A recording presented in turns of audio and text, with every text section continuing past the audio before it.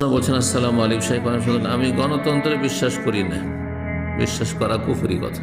গণতন্ত্রে যে বিশ্বাস করে সে বলবে জান্নাতি জাহান্নামী সমান, আল্লাহর দুশমন আর আল্লাহর দোস্ত সমান।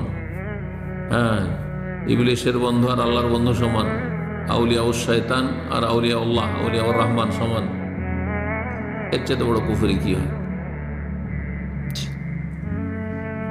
আলো অন্ধকার সমান, রাত দিন সমান, ছায়া রৌদ্র সমান।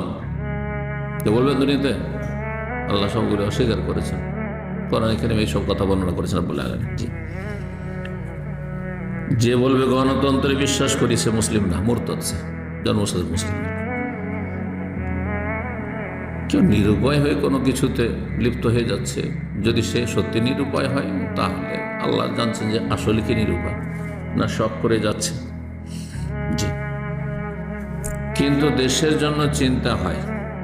দেশের জন্য চিন্তা হইলে আপনি ভালো মানুষ হবেন, আপনি দেশের মানুষকে ভালো করবেন। দেশের মানুষ ভালো হয়ে গেলে আল্লাহর রহমত নেমে আসবে। আর এসব কাফেরদের মানবরচিত সমাধান দিয়ে কখনো দেশের কল্যাণ হবে না, দেশের মানুষের কল্যাণ হবে না।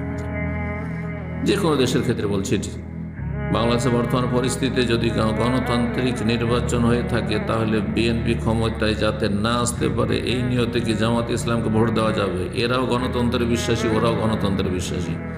এরা শুধু ওর সাথে ইসলামিক নামটা লাগিয়ে নিয়েছে। মদ দুইজনই খায়, একজন বলে আমি ইসলামী মদ খাই, আর আরেকজন বলছে আমি জেনারেল মদ খাই।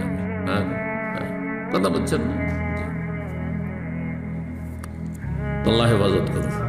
বলে এই বেশি ধোকাবাজ, বলছে আমি তো ইসলামিক মদ খাই, আমি তো অসুবিধা নেই আমারটাতে, আপনার তোমারটা তো অসুবিধা, তুমি কেন অন ইসলামিক মদ খাচ্ছ, তাই না?